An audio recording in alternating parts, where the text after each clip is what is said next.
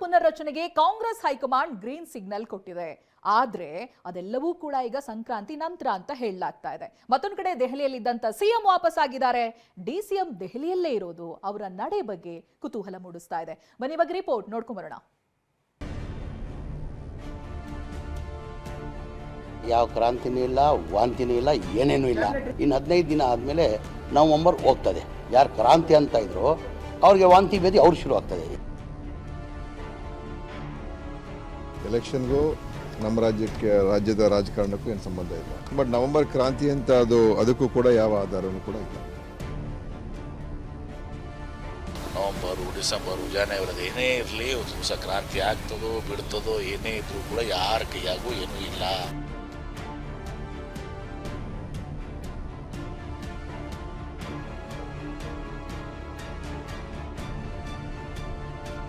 ಸಂಪುಟ ಪುನರ್ರಚನೆ. ಕಾಂಗ್ರೆಸ್ ಹೈಕಮಾಂಡ್ ಸಚಿವ ಸಂಪುಟ ಪುನರ್ರಚನೆಗೆ ಸುಳಿವು ಕೊಟ್ಟಿದೆ ಎನ್ನುತ್ತಿದ್ದಂತೆ ಆಕಾಂಕ್ಷಿಗಳಲ್ಲಿ ಆಸೆ ಚಿಗುರುಡಿದಿದೆ. ಆದರೆ ಟಿವಿ9ಗೆ ಸಿಕ್ಕಿರುವ ಎಕ್ಸ್ಕ್ಲೂಸಿವ್ ಇನ್ಸೈಡ್ ಮಾಹಿತಿ ಪ್ರಕಾರ ಸಂಕ್ರಾಂತಿ ಬಳಿಕವೇ ಸಂಪುಟ ಸರ್ಜರಿ ಮಾಡ್ತಾರೆ ಎನ್ನಲಾಗಿದೆ.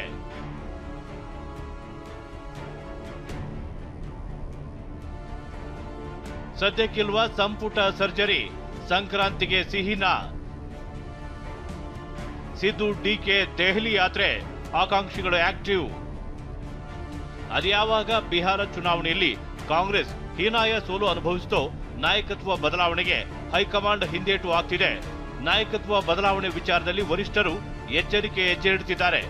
ಆದರೆ ಸಂಪುಟ ಪುನರ್ರಚನೆಯಲ್ಲಿ ಸಚಿವ ಆಕಾಂಕ್ಷಿಗಳಲ್ಲಿ ಭರವಸೆ ಇದೆ. ಯಾಕಂದ್ರೆ ಸರ್ಕಾರ ರಚನೆಯಾಗಿ 2.5 ವರ್ಷ ಆಗೋಕೆ ಕೇವಲ 3 ದಿನಗಳು ಬಾಕಿ ಇವೆ. ನವೆಂಬರ್ 20ಕ್ಕೆ 2.5 ವರ್ಷ ಆಗುತ್ತೆ. ಹೀಗಾಗಿ ಸಚಿವ ಸಂಪುಟ ಪುನರ್ರಚನೆ ಆಗುತ್ತೆ ಅಂತ ಆಕಾಂಕ್ಷಿಗಳು ಹೈಕಮಾಂಡ್ನತ್ತ ಚಿತ್ತ ನೆಟ್ಟು ಕೂತಿದ್ದಾರೆ.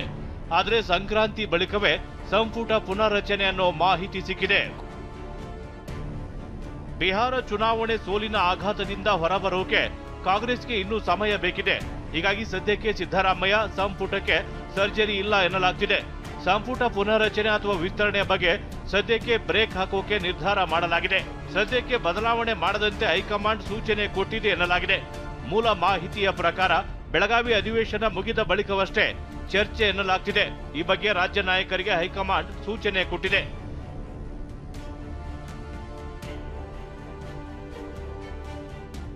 ಸಚಿವ ಸಂಪುಟ ಪುನರ್ರಚನೆ ಬಗ್ಗೆ ಕಾಂಗ್ರೆಸ್ ನಾಯಕರು ಹೇಳ್ತಿರೋದು ಹೀಗೆ. ಈಗ ಬಹಳ ದಿನದ ಬೇಡಿಕೆ, ಬಹಳ ಜನ ಮಂತ್ರಿಗಳಾಗಬೇಕು ಅಂತ ಅಪೇಕ್ಷೆ ಪಡ್ತಾ ಇದ್ರು. ಈಗ ಅನುಮತಿ ಸಿಕ್ಕಿದ್ದೆ ಅಂತಾದರೆ ಮುಖ್ಯಮಂತ್ರಿಗಳು ಮತ್ತು ಹೈಕಮಾಂಡ್ನವರು ಮಾಡ್ತಾರೆ. ಅದರಲ್ಲೇನು ದೊಡ್ಡ ಏನು ವಿಚಾರ ಏನು ನನಗೇನು ಅನಿಸಲ್ಲ. ಸಚಿವ ಸಂಪುಟ ಏನಾದರೂ ವಿಸ್ತರಣೆ ನಮ್ಮ ಕೈಯಲ್ಲಿ ಇಲ್ಲದಕ್ಕೆ ನಾವೇನು ಹೇಳೋದು ಹೇಳಕ್ಕೆ, ಅದು ಮಾಡಬೇಕಾದ್ರೆ ಅವ್ರು ನಾವಲ್ಲ, ನೀವು ಹೇಳಿದೀವಿ, ಮಣ್ಣು ಹೇಳಿದೀವಿ. ನಾವು ಮಾಧ್ಯಮದಲ್ಲಿ ನೋಡಿದ್ವಿ ಅಷ್ಟೇ. CM ಅವರು ಅದಕ್ಕೆ ಹೇಳಬೇಕು ಬಂದು ಬೆಂಗಳೂರಲ್ಲಿ. ಬಟ್ ಇಲ್ಲಿ ಹೇಳಿದ್ರೆ ಅದಕ್ಕೆ ಒಂದು ಫುಲ್ ಸ್ಟಾಪ್ ಆಗುತ್ತೆ, ಇಲ್ಲಾಂದ್ರೆ ವಾಪು ಅಷ್ಟೇ. ನನಗೆ ಗೊತ್ತಿಲ್ಲ. ಅವರು ಸಚಿವರಿದ್ದಾರೆ, ಹಿರಿಯರಿದ್ದಾರೆ, ಅವರು ಹೇಳ್ತಾರೆ. ಮುಖ್ಯಮಂತ್ರಿಗಳ ಪರಮಾಧಿಕಾರ ಸಚಿವ ಸಂಪುಟ ಪುನರ್ರಚನೆ, ಹೈಕಮಾಂಡ್ ಅಪ್ಪಣೆ ಪಡೆದು ಅವರು ಕಾರ್ಯವನ್ನು ನಿರ್ವಹಿಸ್ತಾ ಇದ್ದಾರೆ. ಸೊ ಪಕ್ಷದ ಅಧ್ಯಕ್ಷರಾಗಿ DK ಶಿವಕುಮಾರ್ ಅವರು ಪಕ್ಷದ ಸಂಘಟನೆಗೆ ಮತ್ತು ಪಕ್ಷದ ಪುನಶ್ಚೇತನಕ್ಕೆ ಏನು ಸಲಹೆಗಳನ್ನು ಹೈಕಮಾಂಡ್ ಕೇಳಿದ್ರೆ ಅದನ್ನು ಕೊಡ್ತಾರೆ. ಇನ್ನು ರಾಜ್ಯದಲ್ಲಿ ನವೆಂಬರ್ ಡಿಸೆಂಬರ್ ಕ್ರಾಂತಿ ಏನೂ ಇಲ್ಲ ಅಂತ MB ಪಾಟೀಲ್ ಹೇಳಿದ್ದಾರೆ. ಜೊತೆಗೆ ಹೈಕಮಾಂಡ್ ಏನು ತೀರ್ಮಾನ ಮಾಡ್ತಾರೋ ಅದೇ ಅಂತಿಮ ಎಂದಿದ್ದಾರೆ. ನಮ್ಮ ಕಾಂಗ್ರೆಸ್ ಪಕ್ಷದಲ್ಲಿ ಏನು ಕೂಡ ನವಂಬರು, ಡಿಸೆಂಬರು, ಜನವರಿ ಏನೇ ಇರಲಿ ಒಂದು ದಿವಸ ಕ್ರಾಂತಿ ಆಗ್ತದೋ ಬಿಡ್ತದೋ ಏನೇ ಇದ್ರೂ ಕೂಡ ಯಾರ ಕೈಯಾಗೂ ಏನೂ ಇಲ್ಲ. ಎಲ್ಲರೂ ರೈಟ್ ಫ್ರಮ್ ಸಿದ್ದರಾಮಯ್ಯನವರು, DK ಶಿವಕುಮಾರ್ ಅವರು, MB ಪಾಟೀಲ್, ಕಾರ್ಯಕರ್ತ ಎಲ್ಲರೂ ಕೂಡ ಕಾಂಗ್ರೆಸ್ ಪಕ್ಷದ ಹೈಕಮಾಂಡ್ಗೆ ಅಂತಿಮ. ಮಲ್ಲಿಕಾರ್ಜುನ್ ಖರ್ಗೆ ಅವರು ನಮ್ಮ ಹೈಕಮಾಂಡ್, ACC ಅಧ್ಯಕ್ಷರು, ಶ್ರೀಮತಿ ಸೋನಿಯಾ ಗಾಂಧಿ ಅವರು, ರಾಹುಲ್ ಗಾಂಧಿ ಅವರು, ಇವರೆಲ್ಲ ಏನು ತೀರ್ಮಾನ ಮತ್ತು CWC ಇರ್ತದೆ, ಇವರೆಲ್ಲರೂ ಏನು ತೀರ್ಮಾನ ತರ್ತಾರೆ ಅದು ಅಂತಿಮ. ಇನ್ನು ರಾಜ್ಯದಲ್ಲಿ ಮಧ್ಯಂತರ ಚುನಾವಣೆ ಬರಲಿದೆ ಅಂತ ವಿಪಕ್ಷ ನಾಯಕ ಅಶೋಕ್ ಭವಿಷ್ಯ ನುಡಿದಿದ್ದಾರೆ. ಬಿಹಾರ ರಿಸಲ್ಟ್ ಬಳಿಕ ರಾಹುಲ್ ಡಮ್ಮಿ ಆಗಿದ್ದಾರೆ. ರಾಜ್ಯದಲ್ಲಿ ಈಗ ಸಿದ್ದರಾಮಯ್ಯನವರದ್ದೇ ಪ್ರಾಬಲ್ಯ. ಸಿದ್ದು ಕುರ್ಚಿ ಬಿಡಲ್ಲ, DCM DK ಸುಮ್ಮನೆ ಕೂರಲ್ಲ. ಇಬ್ಬರ ತಿಕ್ಕಾಟದ ಮಧ್ಯೆ ಸರ್ಕಾರ ಬಿದ್ದು ಹೋಗುತ್ತೆ ಅಂದ್ರು. ಈ ಕಿತ್ತಾಟ ನೋಡಿದ್ರೆ ಮಧ್ಯಂತರ ಚುನಾವಣೆ ಬರ್ಬೋದು. ನಾವೆಲ್ಲರೂ BJP JDS ಅವರು ರೆಡಿ ಇದ್ದೀವಿ. ಯಾವುದೇ ಚುನಾವಣೆ ಬಂದರೂ ರೆಡಿ ಇದ್ದೀರಿ. ಪಕ್ಷಾಂತರಕ್ಕೆ ಯಾವುದು ಇಲ್ಲ. ಈ ಸರಿ ಡೈರೆಕ್ಟ್ ಚುನಾವಣೆ ಡೈರೆಕ್ಟ್ ಚುನಾವಣೆಯನ್ನು ಮಾಡ್ತೀರಿ. ಜನರ ಬಹುಮತವನ್ನು ಗಳಿಸಿ ರಾಜ್ಯದಲ್ಲಿ BJP ಮತ್ತು JDSನ ಆಡಳಿತ ಬರುತ್ತೆ. ದೊಡ್ಡ ಪ್ರಮಾಣದಲ್ಲಿ ಪುನರ್ರಚನೆಗೆ ಹೈಕಮಾಂಡ್ ನಾಯಕರೊಬ್ಬರು ಸಲಹೆ ಕೊಟ್ಟಿದ್ದಾರೆ ಅನ್ನೋ ಮಾಹಿತಿಯೂ ಸಿಕ್ಕಿದೆ.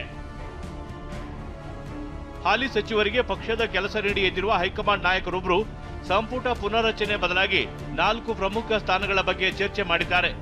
ನಾಗೇಂದ್ರ ರಾಜಣ್ಣರಿಂದ ಖಾಲಿಯಾದ ಸ್ಥಾನ ತುಂಬುವುದು, ಪರಿಷತ್ ಸಭಾಪತಿ ಮತ್ತು ಉಪಸಭಾಪತಿ ಆಯ್ಕೆ ಬಗ್ಗೆ ಪ್ರಸ್ತಾಪವಾಗಿದೆ. ಎಲ್ಲ ಆಯ್ಕೆಯನ್ನ ಹೈಕಮಾಂಡ್ ಮುಕ್ತವಾಗಿ ಇಟ್ಟಿದೆ ಅಂತೆ. ನಿನ್ನೆಯಷ್ಟೇ ದೆಹಲಿಯಲ್ಲಿ ರಾಹುಲ್ ಗಾಂಧಿಯನ್ನ ಭೇಟಿಯಾದ ಸಿಎಂ ಸಿದ್ದರಾಮಯ್ಯ 15 ನಿಮಿಷಗಳ ಕಾಲ ಚರ್ಚಿಸಿದ್ರು. ಪ್ರಸ್ತುತ ರಾಜ್ಯ ರಾಜಕೀಯದ ಹಲವು ವಿಚಾರಗಳ ಬಗ್ಗೆ ಚರ್ಚೆ ನಡೆಸಿದ್ದಾರೆ. ಸಿದ್ದರಾಮಯ್ಯ ದೆಹಲಿಯಿಂದ ವಾಪಸ್ ಬಂದ್ರು. DCM DK ಮಾತ್ರ ದೆಹಲಿಯಲ್ಲೇ ಠಿಕಾಣಿ ಹೂಡಿರೋದು ಸಾಕಷ್ಟು ಕುತೂಹಲಕ್ಕೆ ಕಾರಣವಾಗಿದೆ. ಅಷ್ಟೇ ಅಲ್ಲ, ಸಂಪುಟ ಪುನರ್ರಚನೆಗೆ ಸಿಎಂ ಸಿದ್ದರಾಮಯ್ಯ ಪ್ರಸ್ತಾಪ ಮಾಡಿದ್ರೆ ಪೂರ್ಣ ಪ್ರಮಾಣದ ಸಂಪುಟ ವಿಸ್ತರಣೆಗೆ DK ವಿರೋಧ ವ್ಯಕ್ತಪಡಿಸಿದ್ದಾರೆ ಎನ್ನಲಾಗಿದೆ. ಹೀಗಾಗಿ ರಾಹುಲ್ ಭೇಟಿಯಾಗಿ ಈ ವಿಚಾರವನ್ನ ಪ್ರಸ್ತಾಪ ಮಾಡುವ ಸಾಧ್ಯತೆ ಇದೆ ಎನ್ನಲಾಗಿದೆ. ರಾಹುಲ್ ಗಾಂಧಿ ಭೇಟಿಗೆ ಸಮಯ ಕೇಳಿರುವ DCM ಇಂದಿನ ಹೈದರಾಬಾದ್ ಪ್ರವಾಸವನ್ನ ರದ್ದು ಮಾಡಿ ನಿನ್ನೆಯಿಂದಲೇ ದೆಹಲಿಯಲ್ಲೇ ಠಿಕಾಣಿ ಹೂಡಿರುವ DCM DK ತಮ್ಮದೇ ಆದ ತಂತ್ರಗಾರಿಕೆ ನಡೆಸುತ್ತಿದ್ದಾರೆ. ಮಾಜಿ ಸಂಸದ DK ಸುರೇಶ್ ಕೂಡ ದೆಹಲಿಗೆ ಎಂಟ್ರಿ ಕೊಟ್ಟಿದ್ದಾರೆ. ರಾಹುಲ್ ಗಾಂಧಿ ಭೇಟಿಗೆ ಸಮಯ ಕೇಳಿರುವ DCM DK ಪ್ರಸ್ತುತ ರಾಜ್ಯ ರಾಜಕೀಯದ ಬಗ್ಗೆ ಚರ್ಚೆ ಮಾಡುವ ಸಾಧ್ಯತೆ ಇದೆ ಎನ್ನಲಾಗ್ತಿದೆ. ನಾಳೆ ಮತ್ತೆ ದೆಹಲಿಗೆ ತೆರಳಲಿರುವ ಸಿಎಂ ಸಿದ್ದರಾಮಯ್ಯ ಹೈಕಮಾಂಡ್ ನಾಯಕರನ್ನ ಭೇಟಿ ಮಾಡಲಿದ್ದಾರೆ. ನವೆಂಬರ್ 18ರಂದು ದೆಹಲಿಗೆ KC ವೇಣುಗೋಪಾಲ್ ಬಂದ ಬಳಿಕ ಎಲ್ಲವೂ ಚರ್ಚೆ ಮಾಡಲಿದ್ದಾರೆ. ಮಲ್ಲಿಕಾರ್ಜುನ್ ಖರ್ಗೆ ಜೊತೆಗೂ ಸಿಎಂ ಮಾತುಕತೆ ನಡೆಸೋ ಸಾಧ್ಯತೆ ಇದೆ. ಮುಂದೆ ದೆಹಲಿಯಲ್ಲಿ ಅದ್ಯಾವ ಬೆಳವಣಿಗೆ ಆಗುತ್ತೆ ಅನ್ನೋದನ್ನ ಕಾದು ನೋಡಬೇಕಿದೆ. ಮಹೇಶ್, TV9, ನವದೆಹಲಿ.